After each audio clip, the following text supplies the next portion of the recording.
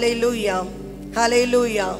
ஆண்டவர் நல்லவர். இந்த காலை வேளையிலும் தேவனுடைய சமூகத்தில் வரும்படியாக கர்த்தர் கொடுத்த இரக்கங்களுக்காக நன்றி செலுத்துகிறோம். சேர்ந்து வாசிக்கலாம். ரோமருக்கு எழுதிய நிருபம் 5வது அதிகாரம் 10வது வசனம் சேர்ந்து வாசிக்கலாம். நாம் தேவனுக்கு சத்துருக்களாயிருக்கையில்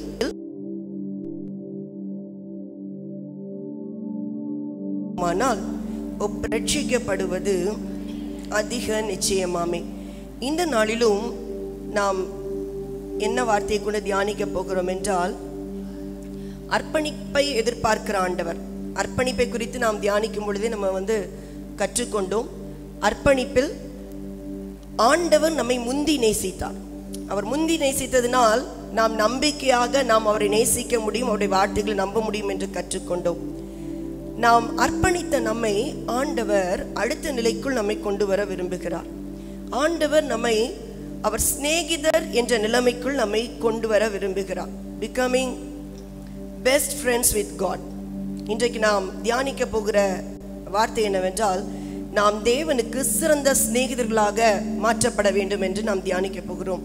இந்த வசனத்தில் 5வது அதிகாரம் 10வது வசனத்தில் வாசிக்கிறோம், அவருடைய குமாரனின் மரணத்தினாலே நாம் சத்துருக்களாக தான் இருந்தோம், ஆனால் அவருடைய குமாரனின் மரணத்தினாலே அவருடனே ஒப்புரவாக்கப்பட்டிருக்கிறோம். இந்த ஒப்புரவாக்கப்பட்டிருக்கிறோம் என்பதற்கு NLT டிரான்ஸ்லேஷன்ல என்ன போடப்பட்டிருக்குது அப்படின்னா, அந்த வார்த்தையை நான் வாசிக்கிறேன், இந்த வசனத்தை வாசிக்கிறேன். For since our friendship with God was restored by the death of his son while we were still his enemies, we will certainly be saved through the life of his son. அதில் கொடுக்கப்பட்டிருக்கிற வார்த்தையை பாருங்கள். ஒப்புரவாக்கப்பட்டது அப்படிங்கிற வார்த்தைக்கு பதிலாக இந்த new living டிரான்ஸ்லேஷன்ல எப்படி கொடுத்துருக்குறாங்க அப்படின்னா, நம்மளுடைய ஃப்ரெண்ட்ஷிப், நம்மளுடைய அந்த நட்பை தேவனோடு இணைக்கும்படியாக இயேசு கிறிஸ்துவின் மரணம் நம்மை தேவனோடு ஒப்புரவாக்கி இருக்கிறது. ஹல்லேலூயா. இன்றைக்கு நாம் எவ்வாறு தேவனோடு ஒப்புரவாகிறோம் என்றால், அல்லது நாம் எவ்வாறு தேவனோடு சிநேகிதராகிறோம் என்றால், நமக்காக இரத்தம் சிந்தின, நமக்காக மரித்து உயிர்த்தெழுந்த ஆண்டவராகிய இயேசுவின் மூலமாகவே நாம் இன்றைக்கு தேவனோடு சிறந்த நண்பராக மாறுகிறோம். தேவன் நம்முடைய சிறந்த நண்பராக அவரும் இருக்க விரும்புகிறார். சீஷர்களை பார்த்து சொல்றாரு, நான் உங்களை இனிமே எப்படி கூப்பிட போறேன்? சிநேகிதரன் கூப்பிட போறேன். சிநேகிதர். ஆண்டவர் இன்றைக்கு நம்மளை பார்க்கும் பொழுது சொல்றாரு, நான் உங்களை சிநேகிதரன் என்று அழைக்க விரும்புகிறேன். நமக்கும் தேவனுக்கும் பல உறவுகள் காணப்படுகிறது. அவர் நம்மை உண்டாக்கின சிருஷ்டிகர், நம்முடைய ஆண்டவர், நம்முடைய எஜமானர், நம்முடைய நியாயாதிபதி, நம்முடைய மீட்பர், நம்முடைய பிதா, நம்முடைய இரட்சகர். இப்படி நிறைய வார்த்தைகள் மூலமாக நமக்கும் அவருக்கும் உள்ள உறவு நிறைய இருக்குது. ஆனால் அதை விட மிக நெருக்கமாக தேவன் நம்மை அவரோடு சேர்க்கும்படியாய் விரும்புகிறார். அந்த சர்வ வல்லமை உள்ள தேவன் அவர் சொல்றாரு, I want to be your friend அப்படின்னு சொல்றாரு. நான் உனக்கு சிநேகிதரா இருக்க விரும்புகிறேன்னு சொல்றாரு. நம்ம அவர் அப்பான்னு கூப்பிடுறோம், மகன் மகள் அப்படிங்கிற ஒரு உரிமையில போய் நிற்கிறோம். ஆனாலும் இன்றைக்கு தேவன் நம்மேல் விரும்புவது, நான் உன்னுடைய சிநேகிதனாய் இருக்க விரும்புகிறேன். அவ்வாறு சிநேகிதனாய் மாறும் பொழுது அநேக ஆசீர்வாதங்களை நாம் பெற்றுக்கொள்கிறோம். ஏதேன் தோட்டத்தில் மனுஷனை ஏதேன் தோட்டத்தில் ஆதாம் ஏவால படைச்சப்போ ஆண்டவர் கேஷுவலா வராரு. அந்த ஆதாம் ஏவலோடு அவர் அதிகமாய் பேசிக்கொண்டு அவர் செல்லுகிறார். பகலின் குளிர்ச்சியான வேளையில் தோட்டத்தில் உலாவுகிற தேவனுடைய சத்தத்தை ஆதாம் ஏவாளும் கேட்குறாங்க. இன்றைக்கு நாம் தேவனுடைய சத்தத்தை கேட்கும் பொழுது, நாம் அவரோடு பேசும் பொழுது நாம் அவருடைய சிநேகிதராக இருக்கிறோம். அது மட்டுமல்ல, மோசேயை குறித்து சொல்லப்பட்டிருக்கிறது. மோசேயை குறித்து சொல்லப்படும் பொழுது 33வது அதிகாரம் யாத்ராகமம் 11வது வசனத்தில் வாசிக்கிறோம். 33:11 என்ன வாசிக்கிறோம்? ஒருவன் தன் சிநேகிதனோடே பேசுவது போல கர்த்தர் மோசேயோடே முகமுகமாய் பேசினார். முகமுகமாய் பேசுவதற்கு தெரிந்து கொள்ளப்பட்ட மோசேயை ஆண்டவர் சிநேகிதன் என்கிறார். ஒரு சிநேகிதன் எப்படி பேசுவாரோ அது மட்டுமல்ல, தாவீதை குறித்து சொல்லப்பட்டிருக்கு, ஆபிரகாமை குறித்து சொல்லப்பட்டிருக்கிறது. ஆபிரகாம் தேவனுக்கு சிநேகிதனாய் இருக்கிறார். ஆகவே அநேக ரகசியங்களை அவர் மறைக்காமல் ஆபிரகாமுக்கு வெளிப்படுத்துகிறார். ஏசாயா 41வது அதிகாரம் 8வது வசனத்தில் வாசிக்கிறோம், என் தாசனாகி இஸ்ரவேலை நான் தெரிந்து கொண்ட யாக்கோபே, என் சிநேகிதன் ஆபிரகாமின் சந்ததியே. அந்த ஆபிரகாமை குறித்து சொல்லும் பொழுது சொல்லுகிறார், என் சிநேகிதன் ஆபிரகாமின் சந்ததியே. யாக்கோபு 2:23 வாசிக்கிறோம், யாக்கோபு 2வது அதிகாரம் 23வது வசனத்துல, அப்படியே ஆபிரகாம் தேவனை விசுவாசித்தான், அது அவனுக்கு நீதியாக எண்ணப்பட்டது என்கிற வேத வாக்கியம் நிறைவேறிற்று, அவன் தேவனுடைய சிநேகிதன் எண்ணப்பட்டான். ஆபிரகாமை ஆண்டவர் சிநேகிதனாய் ஏற்றுக்கொண்டிருப்பார் என்றால், ஒரு மோசேயை ஆண்டவர் சிநேகிதனாய் ஏற்றுக்கொண்டிருப்பார் என்றால், இன்றைக்கு ஆண்டவர் நம்மை ஏற்றுக்கொள்வாரா இல்லையா? நம்ம ஆண்டவரை ஃப்ரெண்டாக வச்சுக்கிறதுக்கு ஓகேயா இல்லையா? ஏன்னா சில நேரம் ஃப்ரெண்டை சூஸ் பண்ணும்போது ரொம்ப யோசிப்போம், இவங்க கூட பழகுனா பேசுனா. ஏன்னா ஒரு ப்ராவர்ப் உண்டு, உன் நண்பனை எனக்கு காட்டு நீ யாருன்னு நான் சொல்கிறேன் அப்படின்னு ஒரு ப்ராவர்ப் உண்டு. அப்போது நம்ம நிறைய நேரம் சிலவங்கிட்ட பேசுகிறதுக்கு அவங்க கூட பழகிறதுக்கு யோசிக்கலாம். ஆனால் நம்முடைய ஆண்டவர், முந்தி நம்மை நேசித்த ஆண்டவர், அவர் சொல்லுகிறார், நான் உன் சிநேகிதனாக வேண்டும் என்று விரும்புகிறேன் என்று அந்த மோசேயும் ஆபிரகாமையும் நமக்கு முன்வைத்திருக்கிறார். தாவீதை பார்த்து சொல்றாரு, இவன் எனக்கு என் இருதயத்துக்கு ஏற்றவன். தாவீதை பார்த்து சொல்றாரா, என் இருதயத்துக்கு ஏற்றவன். நம்முடைய ஆண்டவர் நம்மை பார்க்கும் பொழுது இன்றைக்கு என்ன சொல்லுவார்? அவர் என்ன வார்த்தை சொல்வார்? யோபு 16:21 வாசிக்கிறோம். அந்த வசனத்தை வாசிக்கலாமா? யோபு 16:21. ஒரு மனுபுத்திரன் தன் சிநேகிதனுக்காக வழக்காடுகிறது போல, சிநேகிதன் என்பவன் வழக்காடுகிறவன். அந்த யோபு சொல்றாரு, ஒரு மனுபுத்திரன் தன் சிநேகிதனுக்காக வழக்காடுகிறது போல தேவனுடைய மனுஷனுக்காக வழக்காடுகிறவர் ஒருவர் உண்டானா நலமாயிருக்கும். ஆனால் இன்றைக்கு நம்ம சொல்லலாம், அன்னைக்கு யோபுக்கு இல்லாத ஸ்லாக்கியம் நம்மளுக்கு எல்லாம் இருக்குது. நமக்காக வழக்காடுறதுக்கு யார் இருக்கா? பிரதான ஆசாரியராகிய இயேசு கிறிஸ்து இருக்கிறார். ஹல்லேலூயா. அந்த ஆண்டவராகிய இயேசு கிறிஸ்து இன்றைக்கு நமக்காக அவர் வழக்காடுகிறார். யோபுக்கு இல்லாத அந்த பாக்கியத்தை ஆண்டவர் இன்றைக்கு நமக்கு தருகிறார். அந்த யோபு வாழ்க்கையை பார்க்கிறோம், ஏனோக்க பார்க்கிறோம், நோவாவை பார்க்கிறோம். இவங்கெல்லாம் தேவனால் தெரிந்து கொள்ளப்பட்டவர்கள். ஆண்டவர் அவருடைய மன பாரத்தை அவர் அப்படியே ஷேர் பண்றதுக்கு இவங்கெல்லாம் எப்பவும் ஆயத்தமா இருந்தாங்க, தங்களை அவைலபிளா வைத்துக் கொண்டாங்க. இன்றைக்கு தேவனுடைய சிநேகிதர்கள் என்று அழைக்கப்பட வேண்டிய நாம், தேவனுக்கு நம்மை எப்பொழுதும் ஆயத்தம் உள்ளவர்கள் என்று நம்மை காட்ட, நம்மளை எப்பவும் I am available O Lord அப்படின்னு சொல்ற அளவுக்கு நம்முடைய வாழ்க்கை காணப்பட வேண்டும்.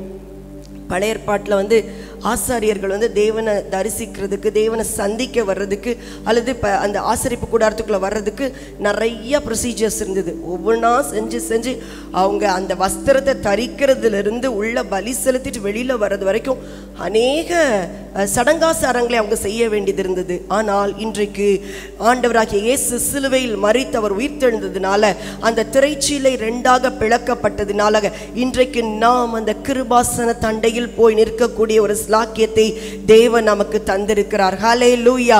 அந்த ஆண்டவருடைய அன்பு ரோமர்ல பார்க்கிறோம், 5வது அதிகாரம் 11வது வசனத்துல வாசிக்கிறோம். ரோமர் 5:11. அதுவும் அல்லாமல் இப்பொழுது ஒப்புரவாகுதலை நமக்கு கிடைக்க பண்ணின நம்முடைய கர்த்தராகிய இயேசு கிறிஸ்து மூலமாய் நாம் தேவனை பற்றியும் மேன்மை பாராட்டு. இந்த ஒப்புரவாகுதல் எப்படி நமக்கு கிடைத்தது? இந்த நட்பு எப்படி கிடைத்தது என்றால், ஆண்டவராகிய இயேசு கிறிஸ்து மூலமாகவே நாம் பெற்றுக்கொண்டோம். நாம் தேவனுடைய கிருபையினாலும் அவர் இயேசு கிறிஸ்துடைய தியாகத்தினாலும் நம்ம என்ன பண்ணியிருக்கிறோமா, தேவனோடு நட்பு கொண்டிருக்கிறோம். 2 கொரிந்தியர் 5வது அதிகாரம் 18வது வசனத்தை வாசிக்கலாம். 2 கொரிந்தியர் 5வது அதிகாரம் 18வது வசனம். அந்த வசனத்தை எல்லாரும் எடுத்து வைத்துக் கொள்ளலாம். இவையெல்லாம் தேவனாலே உண்டாயிருக்கிறது. 18, 19, 20 3 வசனங்கள் அப்படி சேர்ந்து வாசிப்போமே. வாசிக்கலாமா?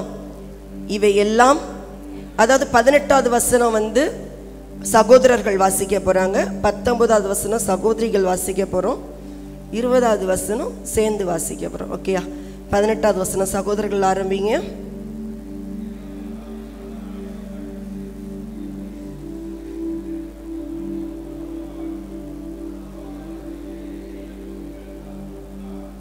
அடுத்த வசனம் வாசிக்கலாம். அது என்னவெனில், தேவன் உலகத்தாருடைய பாவங்களை எண்ணாமல் கிறிஸ்துவுக்குள் அவர்களை தமக்கு ஒப்புரவாக்கி ஒப்புரவாகுதலின் உபதேசத்தை எங்களிடத்தில் ஒப்புவித்தார்.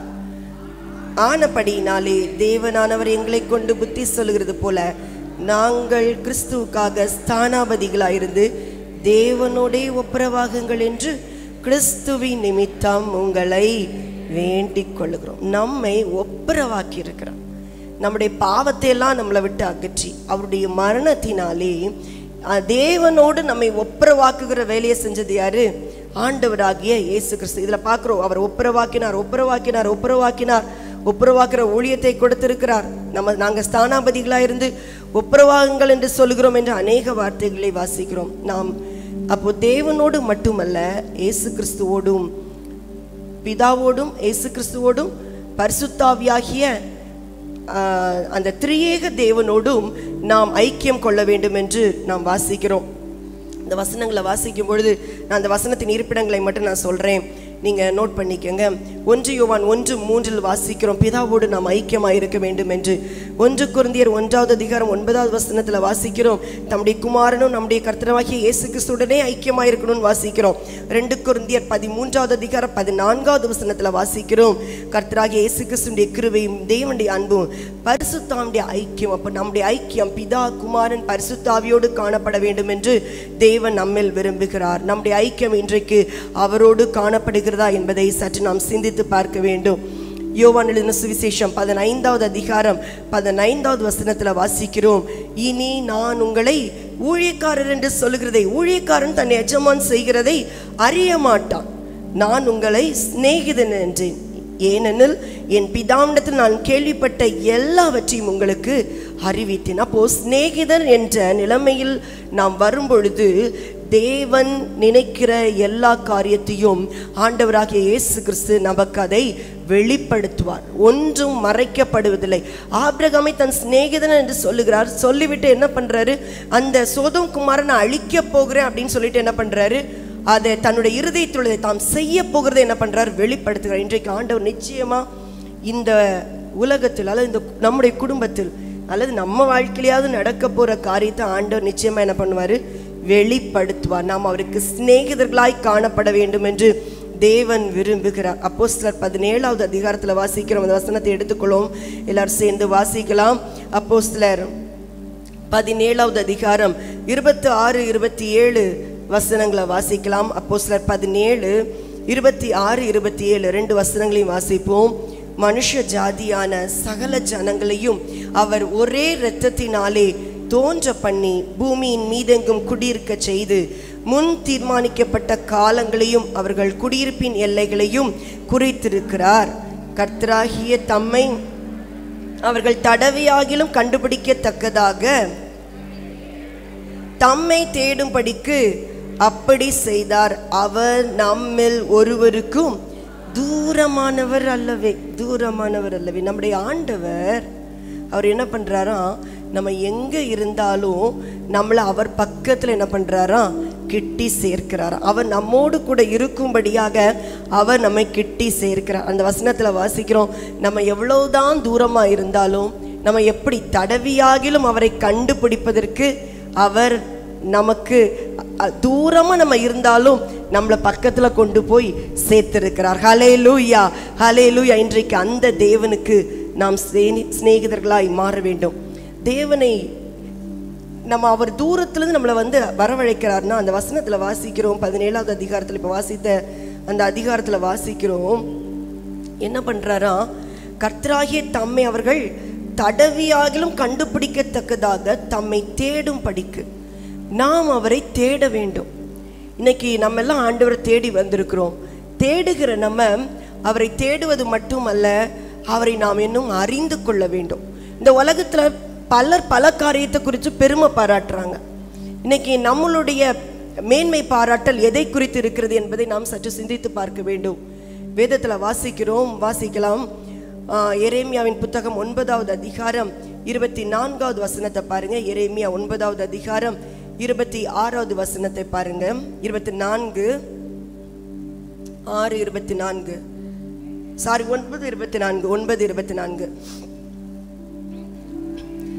மேன்மை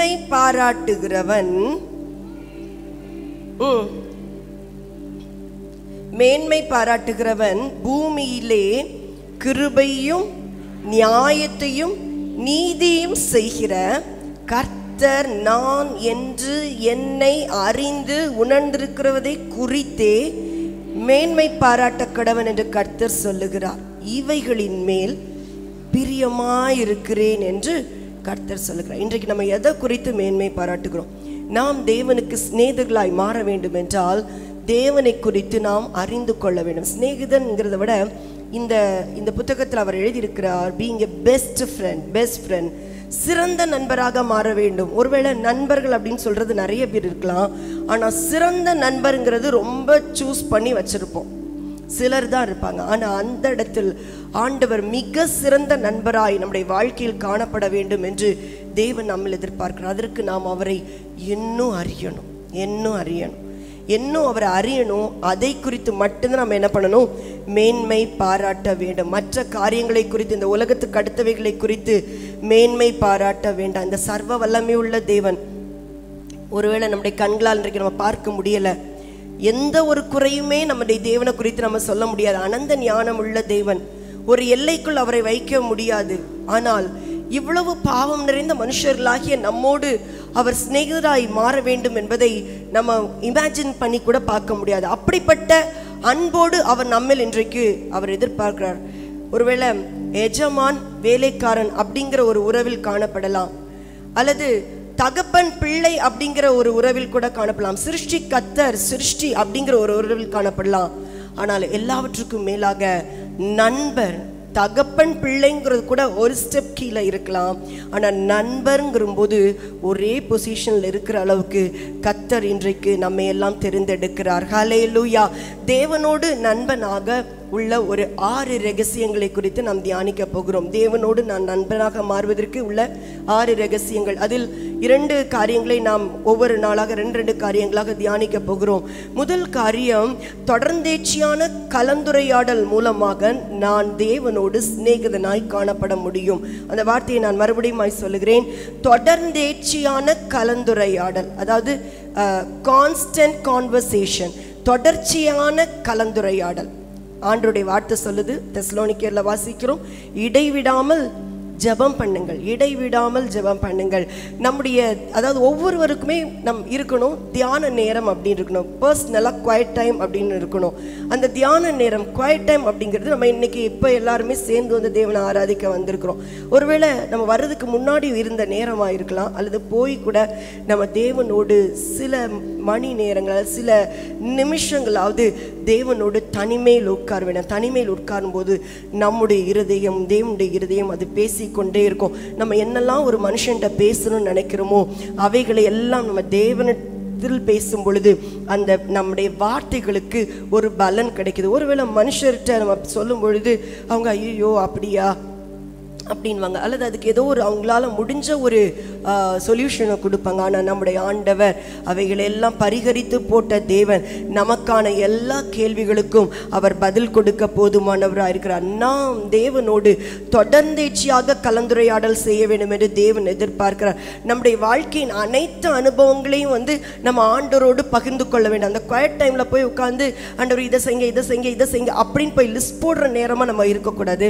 ஆண்டவர்கிட்ட போய் அமைதியாக உட்கார்ந்து, ஆண்டவரே இந்த சூழ்நிலைகள் இப்படி இருக்குது, அல்லது இப்படிப்பட்ட காரியங்கள் இருக்குது, அல்லது நான் இன்னைக்கு வந்து இந்த சூழ்நிலைகளை நான் ஃபேஸ் பண்ண வேண்டியது இருக்குது, அல்லது இதில் வந்து நான் சரியான தீர்மானங்கள் எடுக்க வேண்டியது இருக்குது அப்படின்னு சொல்லி நம்ம மனசில் உள்ளதெல்லாம் கொட்டிட்டு அப்படியே நம்ம அமைதியாக உட்கார்ந்துருந்தோன்னா, அல்லது வேதத்தை அப்படியே நம்ம அமைதியாக வாசிக்க ஆரம்பிச்சோன்னா கர்த்தர் நம்மோடு பேசுவதை நாம் கேட்க முடியும். ஹல்லேலூயா. கர்த்தர் அவர் நம்மோடு பேச விரும்புகிறார். எல்லா சம்பாஷணைகளும், எல்லா பிரச்சனைகளும், எல்லா எண்ணங்கள்லையும் அவர் சேர்ந்து கொள்ள விரும்புகிறார். நம்ம என்ன பண்றோம், தனியாவே போட்டு ஜெபிக்கிற நேரத்தை தவிர மற்ற நேரத்தில் தனியாக போட்டு தலையை பிச்சுக்கிறோம். இதை நான் எப்படி செய்வேன், அதை எப்படி செய்வேன், இப்படி இருக்கு அப்படி இருக்கு நம்ம போட்டு குழம்பிக்கிறோம். ஆனால் ஆண்டவர் வந்து எல்லாத்துலேயுமே அவரும் கூடையே ட்ராவல் பண்ணணும்னு விரும்புகிறார். அப்படின்னா நம்ம நடக்கும் பொழுதும், சில காரியங்களை திங்க் பண்ணும் பொழுதும், பிரச்சனைகளை பற்றி நம்ம யோசிக்கும் பொழுது கூட அந்த யோசனை எப்படி தெரியுமா மாறணும், ஆண்டவரை இப்படி ஒரு பிரச்சனையாக இருக்குது, சும்மா இப்படி ஒரு பிரச்சனை அப்படி ஒரு பிரச்சனை இல்லாமல் நம்ம தேவனோடு பேசி பேசி அந்த பிரச்சனைகளை கொட்டும் பொழுது, அதாவது பிரச்சனைகளை திரும்ப திரும்ப அதை யோசிப்பது என்ன தெரியுமா, அதுதான் கவலை. தேவனுடைய வார்த்தையை திரும்ப திரும்ப யோசிப்பது என்னது, அது தியானம். இன்றைக்கு பிரச்சனைகளை திரும்ப திரும்ப யோசிச்சு கவலைக்கு மேல கவலையாகி ஒரு முழத்தை கூட கூட்ட முடியாது, குறைஞ்சுதான் போவோம். ஆமா, நிறைய பேர் வந்து நல்ல டயட் இருந்து மெலிஞ்சு போறது அது ஓகே. நிறைய மெலிஞ்சு போயிட்டீங்கன்னா ஐயோ ஏங்க தலைக்கு மேல எல்லாம் ஓடிக்கிட்டு இருக்குது அப்படிங்கிறாங்க. ஒரு முழத்தை கூட, அதான் ஆண்டவரே சொன்னார், கவலைப்படுகிறதுனால் எவன் தன் சரீர அளவோடு கூட்டுவான். முடியவே முடியாது, குறைஞ்சி தான் போகும். அதனால் கவலைப்பட்டு உடம்பு குறைக்கணும்னு நினைக்காதுங்க. இன்டர்னல் ஆர்கன்ஸ்லாம் வந்து வேஸ்ட் ஆகிடும். கர்த்தர் நம்முடைய எல்லா பிரச்சனைகளும் நம்மோடு ட்ராவல் பண்ண விரும்புகிறார். நம்மோடு கூட இருக்கிறார், உண்மைதான். ஆனால் நம்ம ஷேர் பண்ணணும்னு நினைக்கிறார், நம்ம அதை பேசணும்னு நினைக்கிறாரு, நம்ம அவர்கிட்ட அதெல்லாம் சொல்லணும்னு நினைக்கிறாரு. அதுதான் கான்ஸ்டன்ட் கான்வர்சேஷன். நம்ம தெசலோனிக்கேல வாசிக்கிறோம், இடைவிடாமல் ஜெபம் பண்ணுங்கள். நம்முடைய சம்பாஷணை ஆண்டவரோடு எப்படி இருக்கணும்னா மனம் திறந்துதான் இருக்கணும். சில இடத்துல க்ளோஸ் பண்ணி வச்சிருக்க கூடாது. சிலவங்கிட்ட பேசும்போது நம்ம பேசுவோம்ல, சென்சார் பண்ணி என்னென்னதெல்லாம் பேசணும் என்னென்னலாம் பேசக்கூடாதுன்னு சென்சார் பண்ணி பேசுவோம். அப்படி இல்லை, நம்ம ஆண்டவர்கிட்ட பேசும்போது ஓப்பன் ஹார்ட்டா மனம் திறந்து இதுதான் ஆண்டவரே அப்படின்னு சொல்லிட்டோம்னு வச்சுக்கோங்களேன், ஆண்டவர் நம்ம காரியத்தை எல்லாம் அவர் மேற்போட்டு கொள்வார். ஹல்லேலூயா, ஹல்லேலூயா. நம்ம ஒருவேளை சில நேரம் சில வேலைகளை செஞ்சுட்டு இருப்போம், பரவாயில்ல, வேலை செய்கிற நேரம் கூட அதுதான் இடைவிடாமல் ஜெபிக்கிறது. இடைவிடாமல் ஜெபிக்கிறதுனா உட்கார்ந்துருந்து அப்படியே நம்ம தனிமையில் உட்காந்து ஜெபிக்கிற நேரங்கள் மட்டுமல்ல, ஒவ்வொரு நேரமும் தேவனோடு சம்பாஷிக்கிறது தான் இடைவிடாமல் ஜெபிப்பது. தேவனோடு அதிகமாய் நேரம் செலவழிக்க நாம் நம்மை அர்ப்பணிப்போம். பிரான்ஸ் நாட்டில் உள்ள ஒரு துறவியர் மடத்தில் ஒரு பிரதர் லாரன்ஸ் அப்படின்னு ஒருத்தர் வந்து சமையல் வேலை செய்கிறவர், ஒரு குக்கா இருந்தார். அவர் ஒரு புத்தகத்தை எழுதியிருக்கிறார். என்ன புத்தகம் என்றால், இது 17ஆவது நூற்றாண்டில் எழுதப்பட்ட புத்தகம், practising the presence of God அப்படின்னு சொல்லிட்டு ஒரு புத்தகத்தை எழுதியிருக்கிறார். தேவ பிரசனத்தில் பழக்கப்படுதல், தேவ பிரசனத்தில் பழக்கப்படுதல் அப்படிங்கிற ஒரு ஆங்கில புத்தகத்தை அவர் எழுதியிருக்கிறார். அந்த தேவ பிரசனத்தில் பழக்கப்படுதல் அந்த புத்தகத்தில் அவர் எழுதும்போது அவர் என்ன சொல்றாருன்னா, அவர் வந்து குக்கு. அவர் சொல்றாரு, உணவு ஆயத்தம் செய்யும் போது, சாப்பாடு தட்டுகளை கழுவும் போது போன்ற சாதாரண வேலைகளை செய்யும் போது கூட துதியின் செயல்களை, சிலவங்களுக்கு இந்த பழக்கம் இருக்கும், குக் பண்ணும்போது என்ன பண்ணுவாங்க, சமைச்சிட்டே அதை ட்ரை பண்ணும் பொழுது பாடிட்டே ட்ரை பண்ணுவாங்க, குக் பண்ணும்போதும் பாடிட்டே குக் பண்ணுவாங்க. அந்த சமையல்லாம் உண்மைக்குமே டேஸ்டாக தான் இருக்கும். சிலவங்க சமையல்லாம் ரொம்ப டேஸ்டாக இருக்குது. அப்போ அதுதான் ரீசன் போல. சரி, நம்ம ஏன்னா நம்ம முறுமுறுத்துட்டு கண்ணீரோடு அந்த இடத்துல நின்னோம்னா கிச்சன், ஆமாம், அப்படிதான் இருக்கும். அப்போ நம்முடைய ஒவ்வொரு வேலைகளை செய்யும் பொழுதும் அது துதியின் நேரமாக இருக்கணும். எந்த வேலைகளை, ஒருவேளை நீங்கள் வந்து உங்களுடைய ஆஃபீஸ் ஒர்க் பண்ணிட்டு இருப்பீங்க, ஆனாலும் உங்கள் இறுதியாக அது அந்த சப்கான்ஷியஸில் வந்து அந்த ஸ்தோத்திர பலிகள் வந்து கொண்டே இருக்கும் என்றால் அவைகள் நாம் தேவனோடு எப்பவும் கனெக்ட் பண்ணிகிட்டே இருக்கோம். அதாவது அந்த பிரசன்னத்தில் இருக்கோங்கிறத நாம் உணர்ந்து கொள்ள முடியும். நடக்கிற நேரமாக இருக்கலாம், சாப்பிட்ற நேரமாக இருக்கலாம், எந்த நேரத்திலையும் நாம் தேவனை மகிமைப்படுத்துகிற நேரமாக இருக்க வேண்டும். அந்த தேவனோடு உள்ள ஸ்நேகம், நட்பு அப்படிங்கிறத வந்து நம்மளுடைய செயல்களை மாற்றுவதல்ல, நாம் செய்கிற செயல்களின் மனப்பான்மையை மாற்றுறது. நம்முடைய ஆட்டிடியூட் மாறணும். நம்ம செய்கிற செயல்களை மாற்றுறதுனால அல்ல. இவ்வளோ நாள் நான் வந்து உட்காந்து ஜோம் பண்ணிட்டு இருந்தேன், இன்னைக்கு முழங்கால் போட்டு ஜோம் பண்ண போகிறேன், இதனால் உண்டாகிறதல்ல, என்னுடைய மனப்பான்மை மாற வேண்டும். ஏன் நான் முழங்கால் போட்டு ஜோம் பண்ணுறேன், ஏன் நான் இன்னைக்கு நடக்கிறேன், ஏன் நான் இன்னைக்கு உங்கள்கிட்ட பேசுகிறேன், இதனுடைய மனப்பான்மைகள் மாற்றப்பட வேண்டும். எல்லாமே கிரைஸ்ட் சென்டர்டாக காணப்பட வேண்டும் என்று தேவன் நம்மில் எதிர்பார்க்கிறார். ஒருவேளை யாரோ ஒருத்தவங்க வாகனத்தில் போயிட்டு இருப்பாங்க, வண்டியை ஓவர்டேக் பண்ணுறோம், ஓவர்டேக் பண்ணும்போது நம்மளுக்கு நான் வண்டியை பாரு ஓவர்டேக் பண்ணிட்டேன் அப்படிங்க நம்மளை பூஸ்ட் பண்ணக்கூடாது. நம்மளுக்கு ஏதோ ஒரு அர்ஜென்ட்னால நம்ம வண்டியை ஓவர்டேக் பண்ணி போயிட்டுருக்கோம். அவங்க பார்ப்பாங்க, ஐயோ இவங்க வந்து இந்த காரில் போகிறதுனால ஓவர்டேக் அப்படின்னு யாருக்கும் நம் மனசு நோகிறது மாதிரி நம்ம பண்ணிடக்கூடாது. கர்த்தர் நமக்கு கொடுத்துருக்கிற வாய்ப்புகள், அந்த எல்லா எபிலிட்டிஸ், நமக்கு தந்திருக்கிற அனுகூலங்கள் எல்லாவற்றையுமே கர்த்தருடைய நாமத்துக்காக என்ன பண்ணணும், பயன்படுத்தணும். சில நேரம் நம்ம எங்கேயாவது அர்ஜென்ட்டாக போயிட்டு இருப்போம், ஃபாஸ்ட்டாக ஓவர்டேக் பண்ணும் பொழுது நான் இயேசுவின் ரத்தம் ஜெயம், ஆண்டவரே யாரும் என்ன இப்படி வேகமாக போகிறாங்க அப்படின்னு நினச்சிடக்கூடாது. நம்ம சூழ்நிலைகளை என்ன பண்ணுவோம், சில நேரம் வேகமாக வண்டி ஓட்டும். எல்லாத்துலேயுமே ஒவ்வொரு ஈவன் டிரைவிங்காக இருக்கலாம், குக்கிங்காக இருக்கலாம், எல்லா விஷயத்துலையுமே நமக்கும் தேவனுக்கும் ஒரு சம்பாஷணை இருந்து கொண்டே இருக்க கர்த்தர் நமக்கு உதவி செய்வார்கள். தேவனுடைய பிரசன்னத்தில் இருக்கணும் அப்படின்னோடனே நம்ம அறைக்குள்ளே போய் அல்லது நம்முடைய ஜெப இடத்துல போய் நம்ம உட்கார்றது தான் தேவனுடைய பிரசன்னத்தில் இருக்கிறதல்ல. அதை விட்டு வெளியே வந்தாலும் அந்த பிரசன்னத்தை சுமக்கிறவர்களாக கர்த்தர் நம்மை மாற்றுவாராக. எபேசியர் 4வது அதிகாரம் 6வது வசனத்தில் வாசிக்கிறோம். எபேசியர் 4வது அதிகாரம் 6வது வசனம், எல்லாருக்கும் ஒரே தேவனும் பிதாவும் உண்டு, அவர் எல்லார் மேலும் எல்லாரோடும் உங்கள் எல்லாருக்குள்ளும் இருக்கிறவர், அவர் நமக்குள்ளே இருக்கிறார், அவர் நமக்குள்ளே வாசம் பண்ணுகிறார். அந்த தேவன் நம்மோடு கூட அவர் எப்பொழுதும் இருக்கிறார். இடைவிடாமல் ஜெபிப்போம், இடைவிடாமல் நம்ம அவரோடு பேசுவோம். இதை எப்படி செய்ய முடியும் அப்படின்னு நம்ம நினைக்க வேண்டாம். அந்த அந்த குட்டி குட்டி ஜெபம், அந்த ஷார்ட் ப்ரேயர் அது வந்து ரொம்ப பிரயோஜனமாக இருக்கும். சில உதாரண வார்த்தைகள் இருக்குது. ஆண்டவர் பார்த்து, நீர் என் தேவனாக இருக்கிறேன், நான் உம்மை சார்ந்திருக்கிறேன், நான் உம்மை அறிய விரும்புகிறேன், நான் உமக்கு சொந்தம், நான் உம்மை நம்ப உதவி செய்யும் அப்படின்னு குட்டி குட்டி வேர்ட்ஸு.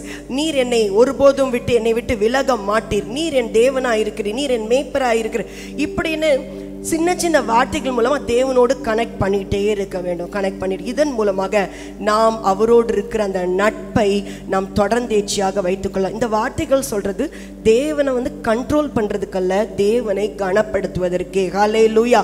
அவரை நாம் ஒருபோதும் கட்டுப்படுத்த முடியாது. நாம் எப்பொழுதும் தேவனை கனப்படுத்த வேண்டும். நம்முடைய வாழ்க்கை, நம்முடைய ஆட்டிடியூட் மாறட்டும், மனப்பான்மை மாறட்டும். நம்முடைய செய்கையை மாற்றுறதல்ல, நம்முடைய செய்கையை மாற்றதை விட நம்முடைய மனப்பான்மைகள் மாற்றப்படட்டும். நம்ம ஆண்டவரை துதிக்கும் பொழுது ஏதோ நான் ஒரு அனுபவத்தை பெற்றுக்கொள்கிறேன் அப்படின்னு இல்லை. நம்ம அனுபவத்தை பெற்றுக்கொள்றதை விட நான் நல்ல செயல்களை செய்ய மாற்றப்படுகிறேன் என்பதை நாம் அறிந்து கொள்ள வேண்டும்.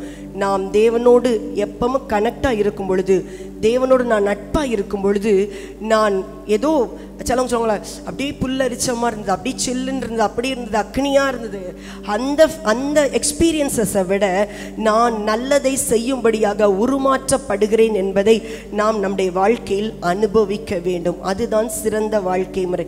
இரண்டாவது, நான் தேவனோடு எவ்வாறு நான் நட்பு கொள்ள முடியும் என்றால், தொடர்ந்தேர்ச்சியான தியானத்தின் மூலமாக நான் தேவனோடு நட்பாயிருக்க முடியும். நான் என்னுடைய நட்பை தேவனோடு நிலைப்படுத்தி கொள்வதற்கு நான் அவருடைய வசனங்களை தியானிக்க வேண்டும். இதுதான் நாம் நட்பை அவரோடு ஏற்படுத்தி கொள்வதற்கான இரண்டாவது ரகசியம். சங்கீதக்காரன் அநேக வார்த்தைகளை சொல்லுகிறார். அதில் வாசிக்கும் பொழுது 119வது சங்கீதத்தில் வாசிக்கிறோம், 97வது வசனத்தில், உமது வேதத்தில் நான் எவ்வளவு பிரியமாயிருக்கிறேன், நாள் முழுதும் அது என் தியானம். முடியுமா? கையில் நான் பைபிளை வச்சுக்கிட்டே இருந்தால் தான் பைபிளை தியானிக்க முடியும்னு இருக்குதா? இல்லை.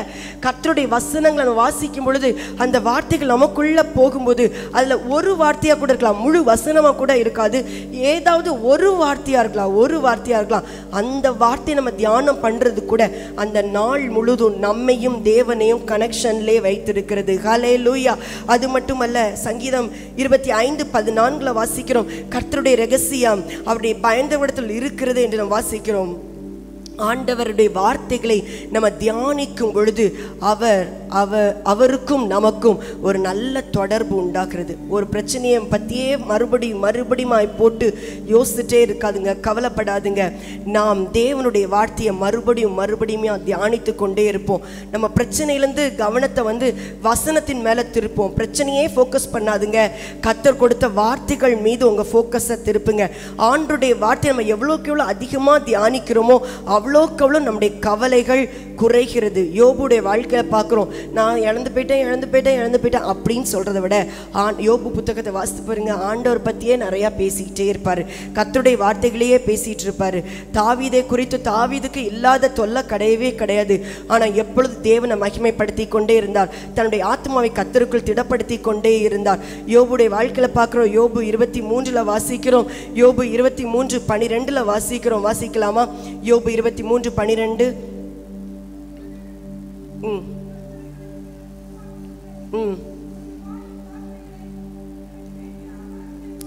அவர் சொல்றாரு, நாள் முழுதும் நான் தியானிக்கிறேன்னு சொல்லுகிற யோபு என்ன வார்த்தையை சொல்லுகிறார் என்றால், யோபு 23:12, அவர் உதடுகளின் கற்பனைகளை விட்டு நான் பின்வாங்குவதில்லை, அவருடைய வாயின் வார்த்தைகளை எனக்கு வேண்டிய ஆகாரத்தை பார்க்கலும்.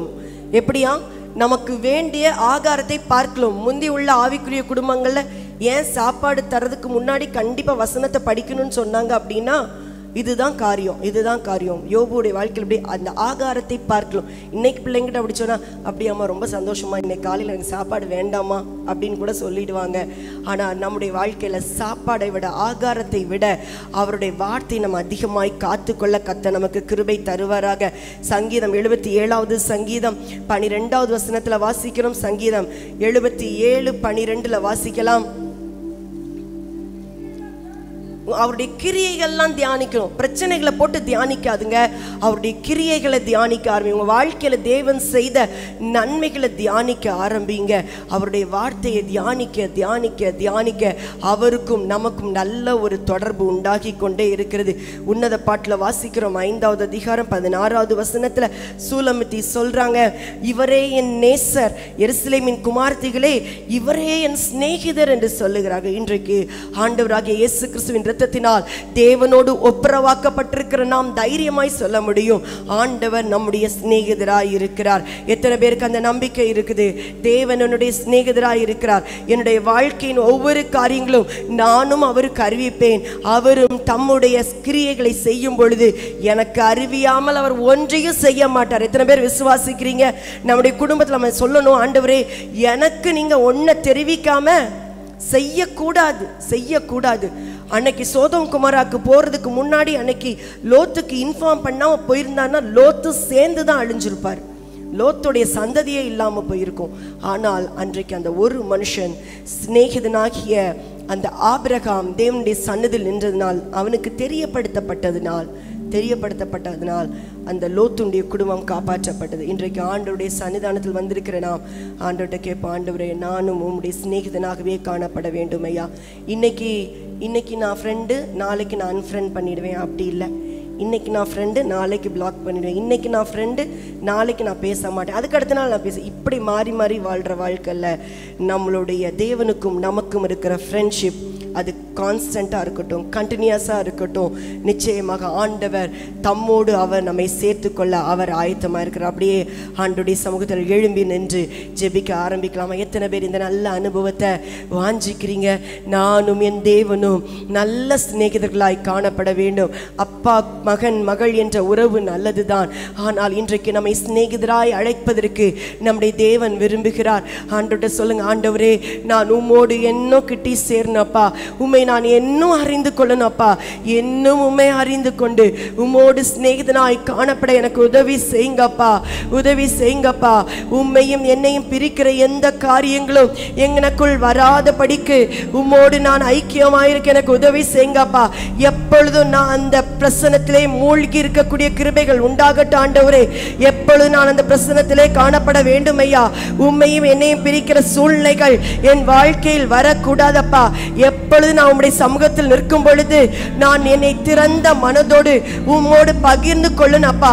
சில விஷயங்களை நீங்க மனுஷனோடு பகிர்ந்து கொள்ள முடியவில்லை, அவர்களால் இதற்கு பதில் சொல்ல முடியாது, உண்மைதான். ஆனால் நம்முடைய ஆண்டவராகிய இயேசு கிறிஸ்து சிநேகிதர் என்று அழைக்கிற நம்முடைய தெய்வம் உங்களுக்கான பதில்களை அவர் வைத்திருக்கிறார். அவரோடு பேச ஆரம்பிங்கள். ஒரு இடைவிடாமல் அவரோடு பேசுகிற அனுபவம் நமக்கு உண்டாகட்டும். ஹல்லேலூயா. அவருடைய வார்த்தைகளை இடைவிடாமல் தியானிக்கிற கிருபைகள் நமக்குள் உண்டாகட்டும் ஐயா. இந்த நல்ல கிருபைகளை கர்த்தர் நீர் எங்களுக்கு தந்தருள வேண்டும் என்று நாங்கள் ஜெபிக்கிறோம்ப்பா. உம்முடைய நாமத்தை எங்களுக்கு மகிமைப்படுத்தும். கிருபைக்குள் எங்களை மறைத்து காத்துக்கொள்ளும். இயேசுவின் நாமத்தில் ஜெபிக்கிறோம் பிதாவே.